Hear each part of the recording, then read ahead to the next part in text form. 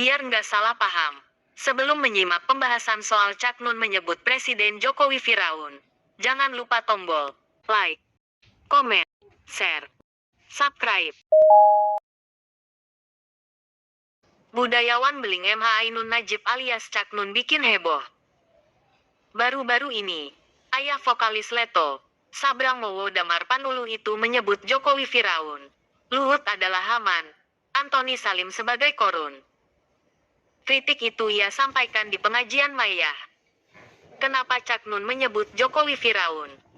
Ia mencontohkan pemilu 2024. Misalnya hasil pemilu itu kan mencerminkan tingkat kedewasaan dan ketidakdewasaan rakyatnya, betul enggak?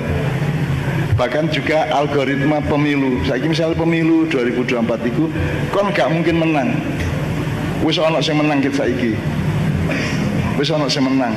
Karena Indonesia dikuasai oleh Firaun yang namanya Jokowi, oleh korun yang namanya Antoni Salim dan 10 naga, gak 9, 10 saya kira.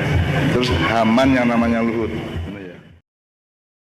Kata kunci kritik Cak Nun terhadap kekuasaan Jokowi adalah Firaun, yang di dalam Al-Quran diceritakan sebagai Raja Mesir yang lalim karena mengaku sebagai Tuhan dan ditenggelamkan oleh Allah di Laut Merah saat mengejar Nabi Musa dan para pengikutnya. Ini yang bikin geger. Jokowi diibaratkan Cak Nun sebagai Firaun penguasa zolim yang mengaku Tuhan. Mari kita simak soal siapa Firaun yang dilaknat Allah. Dalam berbagai literatur disebutkan, Firaun adalah gelar raja-raja Mesir kuno dari dinasti pertama, yang secara literal bermakna rumah besar atau istana kerajaan. Salah satu peran Firaun adalah sebagai penghubung antara Tuhan dan manusia. Firaun mewakili Tuhan sebagai administrator sipil dan agama. Karena itu Firaun memiliki kekuasaan mutlak di Mesir. Ia membuat hukum untuk menentukan nasib manusia, menarik pajak dan membela Mesir dari penjajah sebagai panglima tertinggi.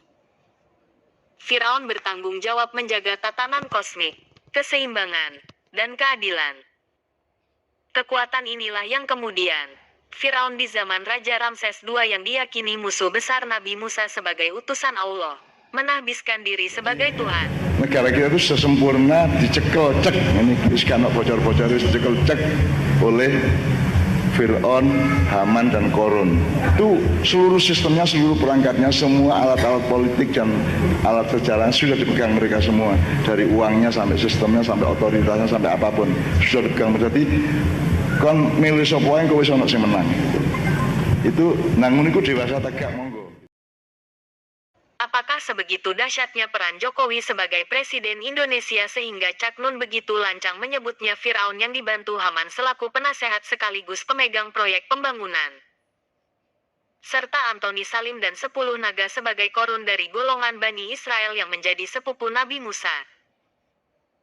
Kiai Haji Bahaudin Nur Salim alias Gus Baha menjelaskan betapa hebatnya Firaun yang mengaku sebagai Tuhan, tapi menurutnya bento lantaran mau menghancurkan Tuhan. Ketika Firaun bernegosiasi dengan Nabi Musa, ia bertanya kepada Nabi Musa, "Tunjukkan siapa Tuhan yang kamu sembah. Jika dia ada di langit, saya tinggal memerintahkan arsitek saya untuk membangun menara yang tinggi dan saya akan melihat Tuhanmu di langit," kata Firaun kepada Nabi Musa seperti diceritakan Gus Baha. Gus Baha melanjutkan, "Jika Tuhanmu ada di bumi, nyatanya saya yang dipanggil sebagai Tuhan." Bahwa kaum umat kaum Musa lan Harun lana maring kita abiduna iku nyembah kabeh. Mutiuna tegese nyembah kabeh, khodiuna tur tunduk kabeh. Fakat dabu mongko mendustakan sapa Musa, sapa sinten Firaun lan balane guma ing Musa lan Harun. Fakanu mongko ana sapa lan sakne iku minal eksat saking wong sing pangeran ora pintu. Firaun ngakeran, banjur iso hancur. Ngono malah semangat wong pangeran kok kena napa? Diberi lu semangat. Mulane dadi kenapa lu semangat Firaun? Kadek ini so ngalah ngeran, jadi ini sangat, wong kok iso ngalah nopo? Firaun pengen semangat, berkelahi nih wong sing aku nopo?